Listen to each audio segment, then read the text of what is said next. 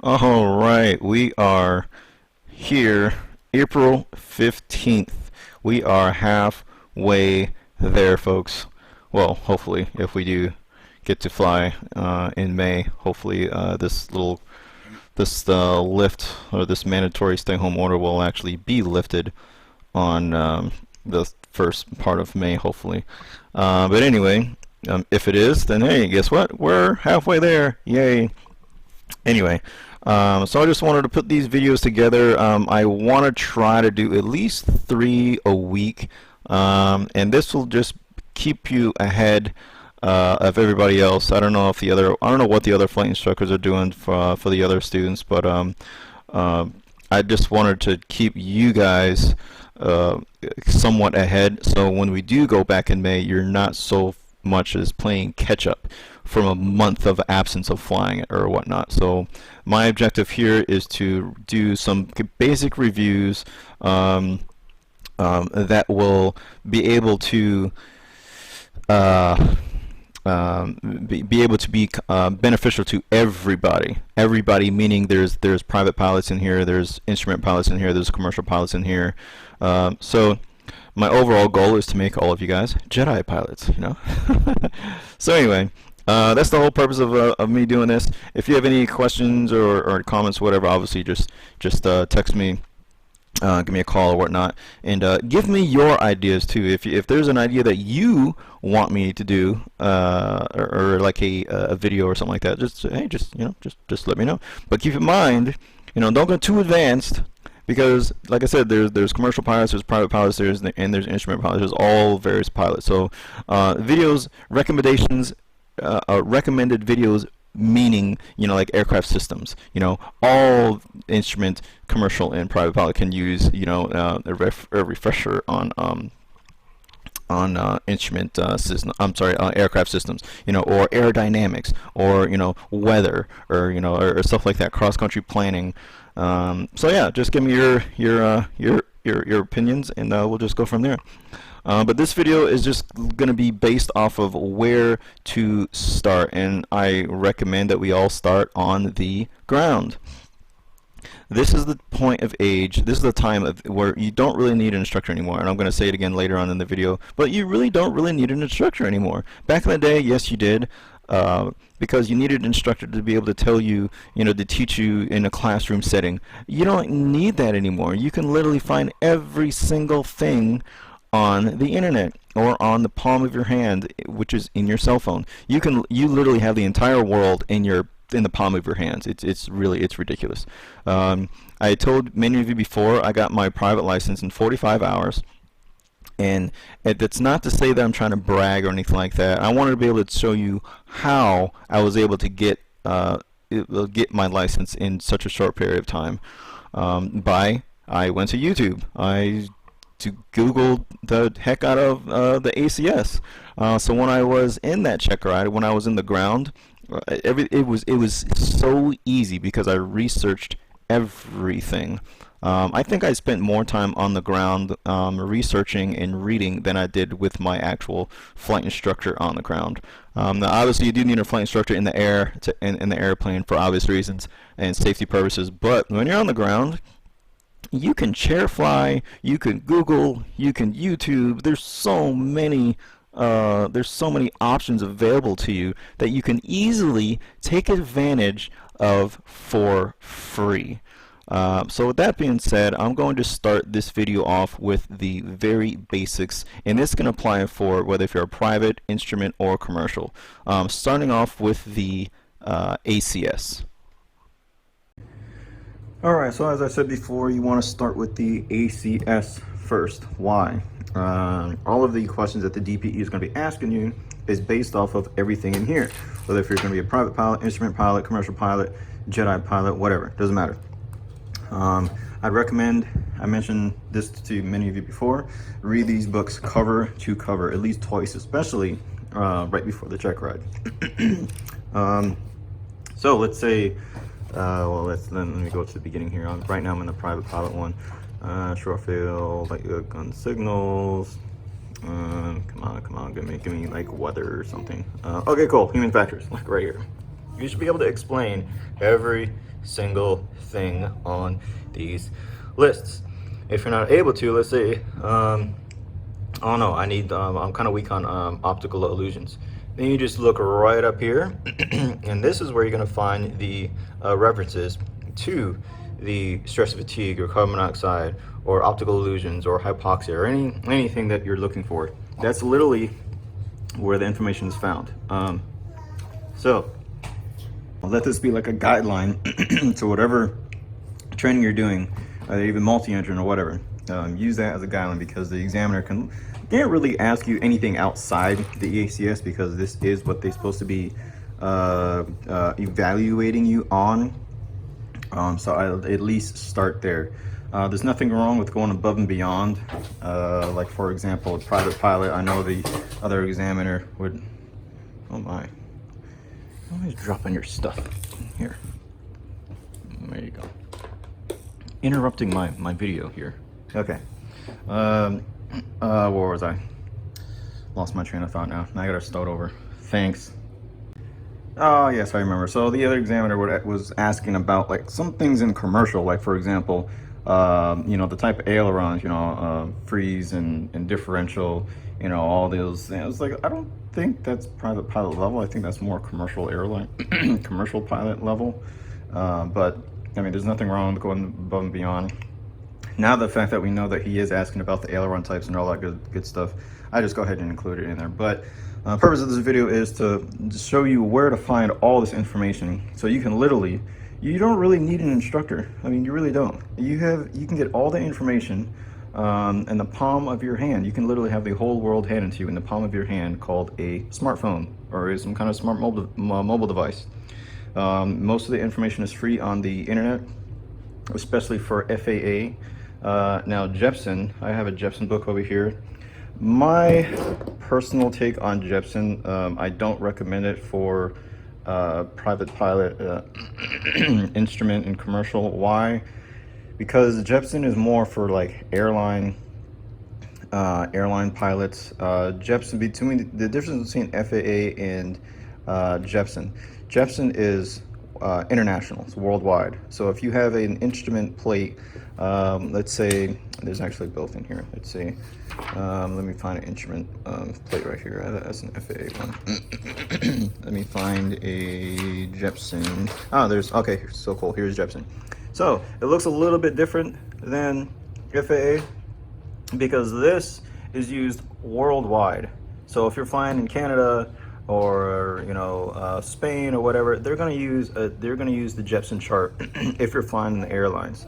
However, if you're flying stateside, then you're going to be flying this one. Now, this probably looks a lot more familiar for my instrument, for all my instrument pilots. But anyway, the FAA, the test that you're going to be taking is the FAA test taken by an FAA examiner. He's going to be asking you FAA questions, not Jeppesen. So that's why I recommend you stick to FAA data. And also because the FAA is cheap. It's a lot cheaper, and most likely it's free. How many instrument plates that you have to pay for when you go online? None. You can just go to SkyVector or whatnot and get any instrument plate you want. Jeppesen, however, you got to pay like a $200 subscription fee or whatnot. What's wrong?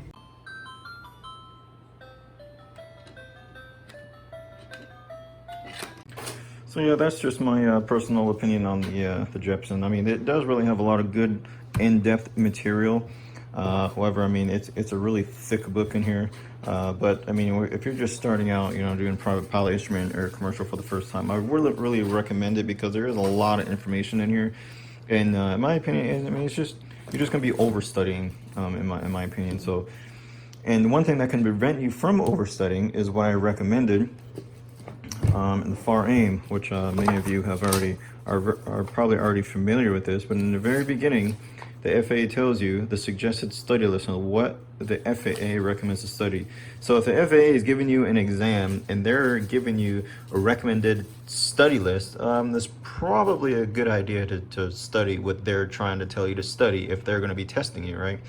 So for example, if you're doing private pilot and you're not familiar with any all of these, you're probably, in my opinion, you're probably not ready. Same thing for instrument and commercial. Same exact thing. Now, seems like a lot of stuff. However, hey, you're ruining my video. Anyway, what I would recommend you doing, because there is a lot of information on here, use these dotted lines to write in small little notes in here. For example, let's say 91211s for oxygen system requirements. So 91211 right here, you can put oxygen SYS for system, oxygen systems, or I don't know, whatever, just whatever. And then when you go to instrument, a lot of this stuff over here in private will be over in here in instrument as well. For example, 91205, you got 91205 right there. You also got 91205 right here. Same exact thing. A lot of this stuff transfers over.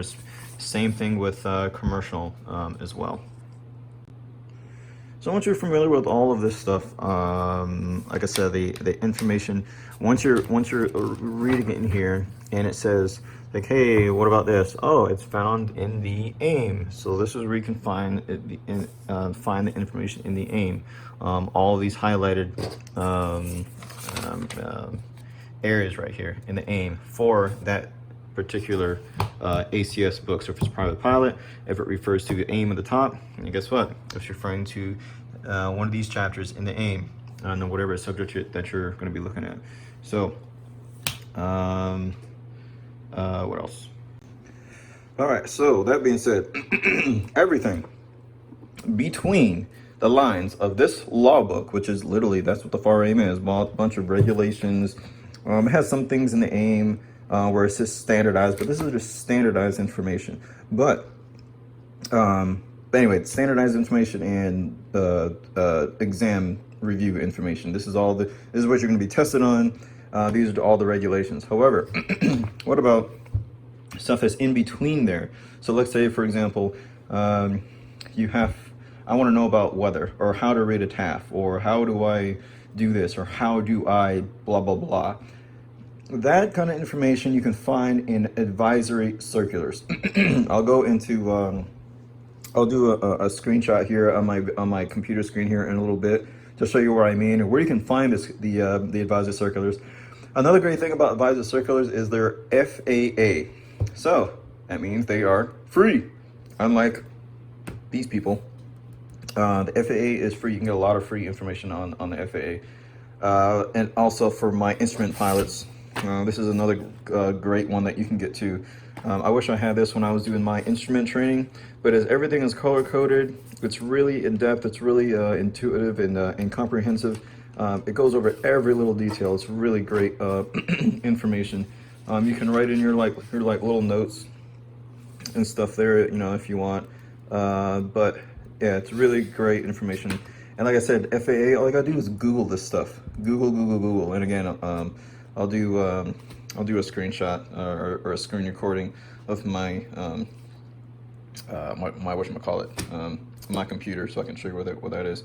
Another thing too, make sure you know how to use the E6B. I know everybody has the electronic E6Bs or whatnot, but the examiner will be very impressed if you actually know how to use the old school E6Bs. You only have to know how to use it just one time, just for your exam, for your check ride. Once you pass your check ride, guess what? Never ever have to use it again. All you gotta do is use for flight. Okay, and lastly, these books right here, Michael Hayes. Now, I don't recommend you start reading this right off the bat in the beginning. Why?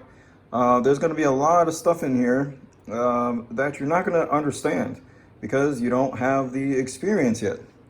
Now, once you are on stage 3 or whatnot, and you've flown and you've actually flown approaches, and I'm talking about for instrument pilots right now, and if you actually flown approaches, you know what it's like and how difficult it is to maintain altitude sometimes when it's gusty, or you know what the little the magenta diamond is on the G1000, all that good stuff. You know what WAS is, you know what RAIM is, you know what LNAV is, what LPV is, all that good stuff. Now you can actually start going into this And this is literally like a mock oral portion of the exam.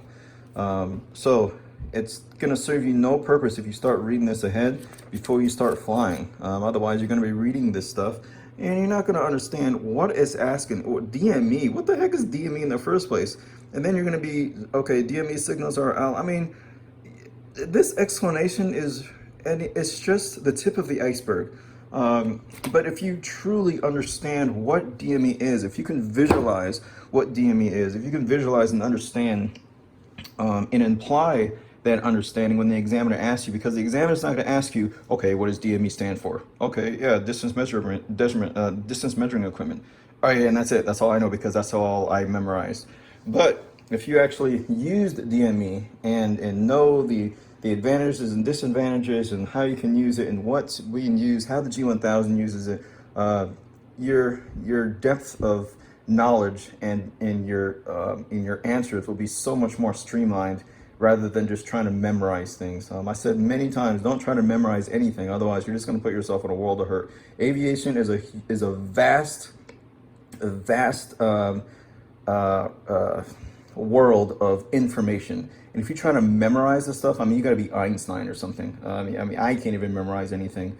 Best thing you can do is know where to look, where to find the information.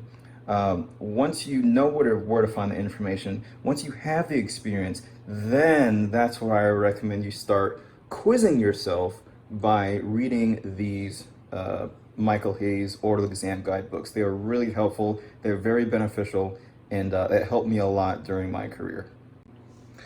All right, now moving on for the POH. The POH is, oh my gosh, I'm sorry. I'm trying to hold the baby with one hand and record with the same hand and use my free hand to do this anyway. All right, I'm trying my best here. All right, so we have checklists that are pre-made by flight schools and flight instructors like me, yay, whoever. Don't use that yet. No, don't use that. Use this first. Know what's in here first.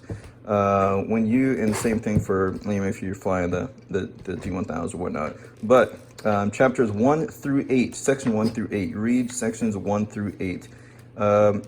9 has a lot of good information too. However, it only applies to certain elements that can possibly, certain equipment items that can possibly be in your aircraft. So, the 400 glide slope type R443B. Do we have that in our aircraft? Well, I don't know. But if you do, this is where you can find the information. So don't really concern about this too much. But chapter 8, that's normally the chapters that nobody ever reads. All the PSI information. Do you remember the tensile strength on the tie down straps? Oh, where did I find that at? Hey, 700 pounds, right? It's in section 8 or chapter 8 or whatever. Also, know what's in each chapter. Like, for example, emergency procedures. What chapter is in emergency procedures in? Probably chapter 3. So if you flip to chapter 3, if the examiner asks you, hey, what do you do in this emergency situation? You know to flip exactly to section 3 or chapter 3, emergency procedures. You'll be able to find the information a lot quicker that way. It makes you look like you actually know what you're doing, especially on the check ride. And also, don't forget, the check ride is also an open book. Like I was saying earlier, it's impossible to memorize everything. It's good to have all the information with you. So, I'd have the ACS, I'd have the FAR AIM, I'd have the POH, I'd have my chart supplement and all that other good stuff too. So, but that's why I recommend the POH. Know your aircraft you're flying, cover to cover, and then you can start using your own customized checklist or whatnot. As long as you know what the manufacturer's recommendations are, then you're going to be good to go. But when you get a brand new POH, whether if it's this one or that one, doesn't matter. They normally come with, especially with the Cessnas, they usually come with these books, and they normally just throw them away. Why? It has such great information in here. For example, there's a lot of questions that students will ask me, like, hey, what's the psychological effects on fatigue or illness? Why do I feel sick while I'm flying? All of this information is nice and clearly defined right in this book. Ever have, here's the good weight and balance equation right there. The weight and balance triangle. It's really convenient, and there's a lot of information that a lot of people are not really aware. One of my favorite one is where's ice flags? I think I skipped it. Here we go. So page 7, ice flags. So all of the stuff, what Coriolis illusion is, graveyard spin, graveyard stall, all of this good information is right in here too.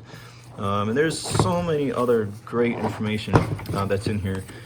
Explaining some of the fuel pump operations in the airplanes and stuff like that. So I highly recommend you at least review this book at least once before throwing it away. I think once you actually go through this, you'll probably find the value of it, and you probably won't throw it away. You probably actually use it as a study guide, just like you do with Michael Hayes, just like you do with the FAR AIM, the Chart Supplement, the POH, all the other books as well. All right, and I believe that is about everything where you can actually start. But this is actually a really good book. I actually recommend this after you get your commercial license, and then you can actually read this, because this will definitely confuse you while you're doing training, because you're learning how airplane, like for example, how a wing works. You know, we studied Bernoulli's principle, you know, high pressure versus low pressure, why the high pressure always wants to go toward the low pressure, and all that good stuff, and all the physics involved in how the wing works. This book, however, will explain, you know, you don't even need to know the Bernoulli's principle. It doesn't matter. All you need to know is how the wing flies, is it pushes the air down, and when it pushes the air down, the wing goes up. Simple. That's literally this whole book. It really unteaches everything that we really teach, but it's literally everything on the very, very simplistic level. And I would recommend this book for, especially for the private pilot and commercial pilot while they're doing their training. However, when you're doing your exam, when you're doing your test, he's not going to be testing you off of this. He's going to be testing you off of this information. What? You're ruining the video. Now, another thing that can really help you in memorizing and really doing the maneuvers while you're in the aircraft is chair flying. I can't stress that enough. Now, you can do two types of chair flying. You can do chair flying. Oh my gosh. You can do chair flying while you're just sitting in a chair, like I'm doing right now. But if I do maneuvers like, for example, power on, power off stalls, you know, I'm going to make sure my fuel selector is on, make sure my mixture is rich, my throttle's set, my carb heat is pulled out, or whatever the case may be, and then do my resting procedures. I could reach out and pull, and I can do whatever. However, my intention isn't really being distracted because I'm just sitting here in a chair. When you're flying in an airplane, you're not just sitting in a chair, you're flying through the air at 90 or however many knots that you're going, and you're trying to maintain altitude. You're trying to do multiple things at the same time. So what I'd recommend is to make it as realistic as possible. If you can, chair fly while you're driving. Why? While you're driving, your attention is not just sitting in a chair. You're not being distracted by anything. In a car, you are being distracted by other traffic. You're trying to drive the vehicle at a certain speed or whatnot while you're trying to chair fly at the same time. It simulates you actually be sitting in the aircraft rather than just sitting in a chair. So that's my quick recommendation. Chair fly, chair fly, chair fly. Every time you drive a car, if you have one. If not, you know, try to make it as realistic as possible. You know, I don't know, put on a movie or something in front of you, and then go ahead and chair fly all the maneuvers just over and over and over again. So when you actually are in the aircraft, you have no problem. If you are a flight sim fanatic like me, you'll actually have your own flight simulator, which I'll get into here in a bit. This is what I use each and every day. And I have to, because I can't use the excuse of just because I'm a flight instructor, oh, I know it all and I know everything and I don't have to practice anymore. No, I'm just like you. I'm a human being. I forget, you know, I get rusty, especially now doing this 30-day stay-home order thing. This coronavirus is driving me nuts. So this is what I do to stay sharp. This is what I recommend that you do to stay sharp, which is to chair fly. All right, so for those of you who want to, I don't know if you have X-Plane or if you have this app. For the instrument pilots, I hope all of you have this app, but I just wanted to show you how this app can really help you when it comes to if you have X-Plane and you're dealing with a six-pack. and you're really trying to learn the G1000, download this app. It's like 10 bucks. But anyway, right now I have it on autopilot, just like in the real plane, and this is connected to X-Plane. So for example, I have it on heading mode right now. So what I'm going to do is I'm going to turn left right here. See my little heading bug? I'm going to turn left, and you see how it's turning on the iPad or on the G1000. I didn't touch the yoke, and it's turning. And then of course when it gets to its heading, it should automatically start rolling out. I know, right? It works, doesn't it? See? So just wanted to show you that this and every other little thing, I mean, flight procedures, select approach, all this stuff. You can literally put whole flight plans in here, and it will be on X-Plane, and it'll fly it. So I'd recommend that severely. So I'm going to give myself an engine failure. Okay. Oh, there's my engine. It's dead. Anyway, back to the back to the real thing now. Alright, so now I'm just gonna screen record my monitor right now so I can actually show you the websites that you can go to. So as I said before, you can get most of your training, if not all of your training, on the ground. Well, except for the flying portion. Obviously, you really do need an instructor for that part. But as far as like the knowledge portion, you have the world at the palm of your hands, on your cell phone, on a computer. You can just Google anything. Any question you have, just Google it. You'd be surprised what answer you have. Now, there are some times where you will go to Google and you'll do some research, and you'll find conflicting information from different websites. I'd stay away from forums. Because forums will just give you, the forums is just basically just like Facebook posts. Like if you're asking the question on Facebook, you're gonna get all kinds of answers. Maybe some from experienced pilots, maybe some from experienced instructors, or maybe not from experienced pilots. You just don't know. But if you get information from actually valid sources, like from the FAA or whatnot, you can really get yourself ahead of the game. And another thing too, you have the syllabus. If you're on lesson 8, you can actually look ahead. Oh, okay, what am I doing in lesson 9? You know, and then let's say, for example, weather. So I'm going to look up weather FAA. I don't know, and there it is. AWC. Oh well, of course we already know all about this. But let's say, all right. So I don't really know how to use Aviation Weather Center. So I'm going to go to YouTube.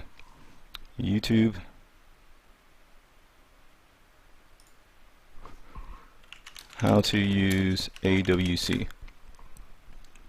Okay, maybe that's not the right Aviation Weather.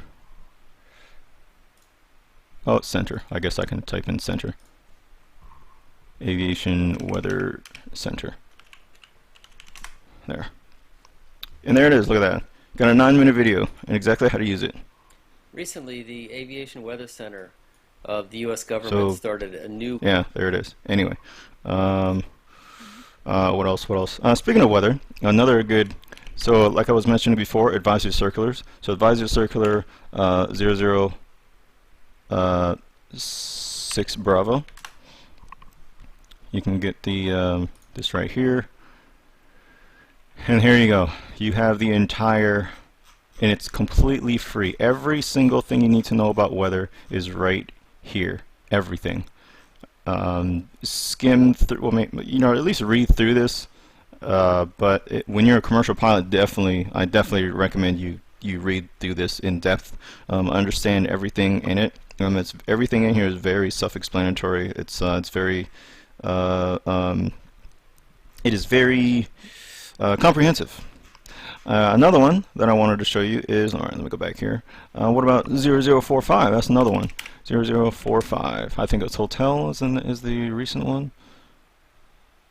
let me see, FAA Advisor Circle. There it is, hotel. Okay, cool. And then there, okay, well maybe not. Now you got to click the little thing down here, and there you have it. It literally give you how to read METARs, all that good stuff. I'm trying to find a, come on, give me a, there we go.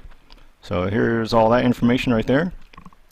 It's almost as similar to what you have in the chart supplement, but this is a lot more detailed. Here's all of this stuff, what the identifiers mean, and all that good stuff. But anyway, so this is Advisor Circular 00-45 Hotel, and it's hotel right now until they come out with another one. Then it'll be the next one. But anyway, all right. What's next? So I can't stress that enough. Google, YouTube. Oh, another one. SkyVector. This is a really good one for flight planning. So I'm going to zoom in here to our airport. Now we normally go from Ormond Beach to Gainesville, right? So I'm actually going to go up here to flight plan, put my departure in here, KOMN, and I'm going to actually, let's do something different. Let's go to Sarasota. So Sarasota. So KSRQ. Okay, enter, and it's going to automatically put a line straight down, all the way down. So what we can do, we know we're not going to be going in a straight line. Okay, let's say we want to go to fly over DeLand. So we click this line. We can drag it anywhere we want. Just click it right over DeLand, and yep, DeLand, hit plan, and then it'll put in the plan. And look at this. It'll automatically give you the heading, the magnetic heading, and the distance. Next, we want to fly over, let's see, what's this? Sanford. That's not Sanford. Sanford's over here. I don't know whatever this airport is. Let's just fly over here. This could be another checkpoint. So plan for that. Let's see where else. There's the airport right here. Let's drag this right over here. And you can also do this on your iPad too, or your phone too. It's just a little bit more easier on a computer because you can actually click and drag. On a iPad or something like that, you have to touch the screen and then you got to drag it over and just hopefully it works. But anyway, there it is. So I have all my distances, my magnetic heading, and it took me, how long did that take me? And let's say for my instrument pilots, let's say I do want to look at all of the NOTAMs or the instrument approach plates for this. So I'll just go over here to at the top. I can get rid of that. Let's see, KSRQ, enter, and this little icon right here, I'll click it, and it'll give me all of the information. Here's the chart, the airport diagram right there, and everything is always going to be current on here. It'll have all of this. This is the actual chart supplement, all the information. It's almost like ForeFlight for free. It's literally. And let's go down here, the approach plates. Here's all of the approach charts. So ILS 14, there it is, and it's all up to date, everything. So this is good for 23 April 2020. So a lot of great resources out there. I hope this video wasn't wasn't too long or too dry. The next one, let me know what you guys want me to go over, and just remember there is also there's private, instrument, and commercial pilots all within this group. So if there's anything that you want me to go over, don't pick a subject that's like way too advanced. But pick something that's challenging, and something you want a little refresher on. Aerodynamics, for example, aircraft systems, emergency procedures, all that good stuff. So, but yeah, with that being said, thanks if you're still with me. Thanks, and I'll probably see you guys next video. Thanks. Laters.